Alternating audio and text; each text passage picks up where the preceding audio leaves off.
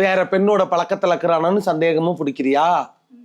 இல்ல அதுல வந்து கன்ஃபார்மா வேற எதுவும் இல்லைங்கம்மா எனக்கு தெரிஞ்சு. அவன் என்ன சந்தேகம் பிடிக்கிறான்னு கேளு. இருக்குதான்னு கேக்குறான். அவன் என்ன சந்தேகம் பிடிக்கிறான்னு கேளு. அவங்க என்ன சந்தேகம் பிடிச்சாங்க? உங்க வீட்டுக்காரர் என்ன சந்தேகப்படுறாங்க? ஆமா, என்னுடைய கணவர் வந்து இறந்து இப்ப 4 வருஷம் ஆக போகுது. 4வது வருஷம் நடந்துகிட்டு இருக்கு. நான் வந்து பாத்தீங்கன்னா இன்னொருத்தவங்களோட கணவரை வச்சுக்கிட்டு இருக்கேன் இப்போ. நான் 2வது மேரேஜ் பண்ணினேன். அது வந்து எனக்கு வாழ்க்கையில எதுவுமே ஒத்து வரல. நான் அது பழைய கதை விட்டுரு, புது கதை தான் கேட்கறேன். அவரு இப்போ உன்னை விட்டு விலகிற மாதிரி பிரியிற மாதிரி போறாரு, அதுதான் உண்மை. உன்னை பார்த்தா பிடிக்கல, ஏதோ ஒன்று ஒரு நாளைக்கு பேசுறதுதான் பழகிறதுதான் அப்புறம் விடுறதுதான்.